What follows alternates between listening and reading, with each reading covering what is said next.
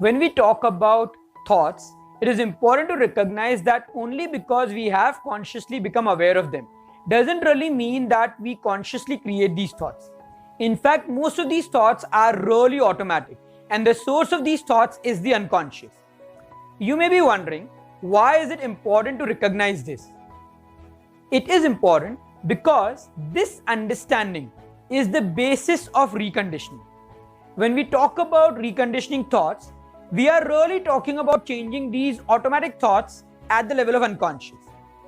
In the previous video, we looked at how these thoughts are generally triggered by a certain trigger.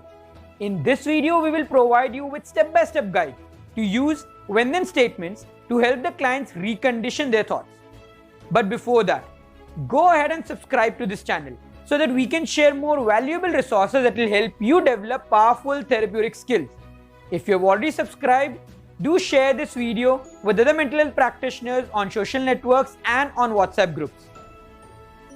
Let us take the same example we took in the previous video of a client having fear of public speaking.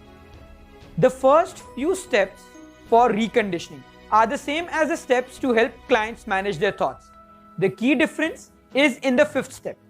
If you are wondering what is the difference between managing thoughts and reconditioning thoughts, refer to the previous video in this playlist.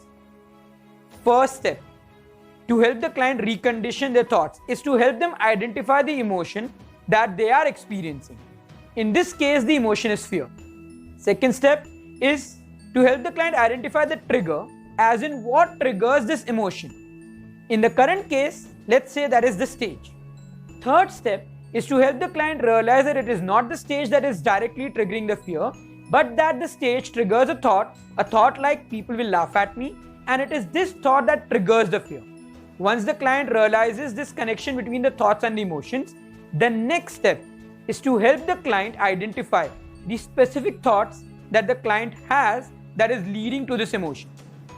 Now, once the client identifies an helpful thought, the next step is to help the client identify the replacement thought, which the client would like to have instead of the unhelpful thought. Let's say the client identifies a new thought as, I have prepared well, so let's have some fun. Once the client identifies a new thought, ask the client to create a new sentence in the format, when the trigger, then I realize the new thought. So in the current example, the sentence becomes, when I see the stage, then I realize I have prepared well. So let's have some fun. The next step after creating this sentence is to ask the client to repeat this sentence during the day, whenever they have the time. I would generally ask the client to repeat this to themselves every day at least 21 times till there comes a time where, even if in the middle of the night, the client sees the image of the stage or hears someone talking about the stage, their first thought is, I have prepared well, so let's have some fun. Generally, repetition for 7 days is enough.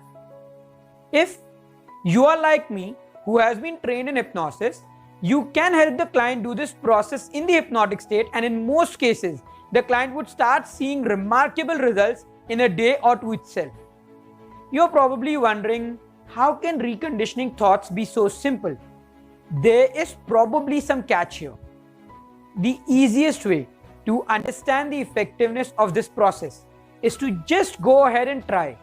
Practice this for the next 7 days.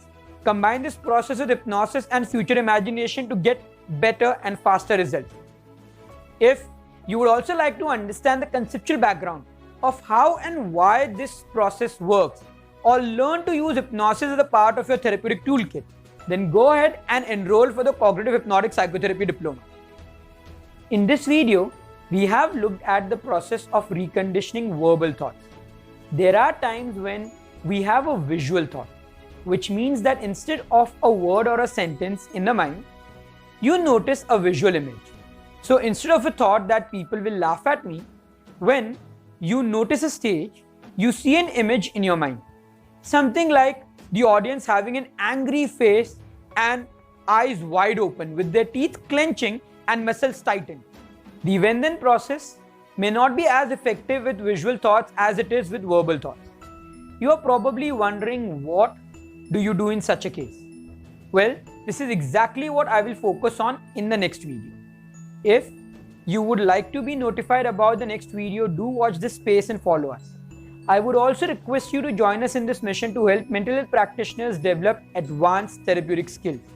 You can do so by liking this video, commenting on it, and sharing it in your network.